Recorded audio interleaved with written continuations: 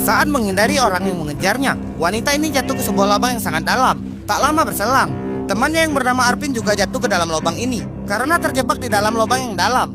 Keduanya berusaha merapat ke tepi dinding galian. Hingga tak lama berselang, orang yang mengejarnya datang dan melihat ke arah lubang. Arvin meminta Esla untuk diam dan bersembunyi di sudut galian. Merasa tak menemukan buruannya, pria yang mengejar Esla meninggalkan lubang itu. Namun tiba-tiba Esla pingsan hingga tangannya jatuh ke genangan air. Suara itu membuat pria ini curiga hingga ia kembali ke lubang. Beruntung temannya memanggilnya dan memintanya kembali ke kelompok mereka. Setelah pria itu pergi, Arvin kebingungan karena tak ada cara untuk keluar dari lubang ini. Ia berjalan melihat sudut-sudut galian.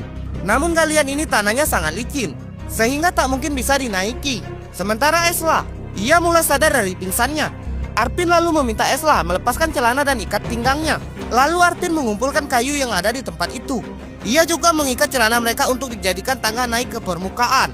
Arvin lalu melempar dahan kayu itu ke permukaan hingga kayu itu tersangkut di mulut lubang. Arvin menggunakan pakaian mereka sebagai tali untuk memanjat ke atas. Ia tampaknya mulai berhasil naik dan bisa mencapai permukaan. Namun tiba-tiba kaki Arvin tergelincir hingga ia jatuh kembali ke lubang. Bahkan kayu yang ia gunakan sebagai penahan juga patah. Bukan itu saja, Arvin mengalami luka di kakinya. Kini keadaan makin parah. Arvin mulai tak bisa berdiri lagi. Esla berusaha mengobati kaki Arvin. Mereka kembali berpikir bagaimana agar bisa keluar dari tempat ini. Arvin sudah pasrah. Tampaknya mereka akan mati di tempat ini. Namun Esla tak patah semangat. Ia kembali mengumpulkan pakaiannya dan kembali membuat ikatan.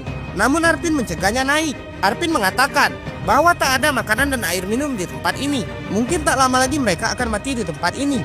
Mereka pun memakai kembali pakaiannya. Tak lama berselang, langit tampak mendung dan tak lama lagi akan turun hujan. Lubang ini pasti akan digenangi air hujan. Ada dua kemungkinan. Pertama, mereka bisa naik ke atas, atau mereka akan mati tenggelam. Hujan pun turun. Air mulai masuk ke dalam lubang itu. Antara panik dan senang, Arvin mengajak Esla untuk menunggu hingga lubang itu dipenuhi air. Air terus masuk ke dalam lubang hingga dalam beberapa menit lubang itu mulai dipenuhi air. Namun saat hendak naik, Esla terjatuh dan ia tenggelam. Dengan cepat Arvin menyelamatkan Esla. Namun di saat lubang itu baru terisi setengah, tiba-tiba hujan berhenti. Langit tampak cerah. Kini mereka berdua tak punya harapan lagi untuk keluar dari tempat ini.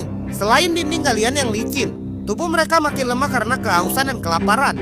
Tak lama berselang, Arvin mendengar suara orang mendekat. Mereka menduga kalau itu adalah orang yang mengejarnya datang kembali. Arvin mengajak Esla bersembunyi di sudut galian. Beruntung orang yang mengejarnya tak menemukan mereka. Hari berganti malam. Selain kedinginan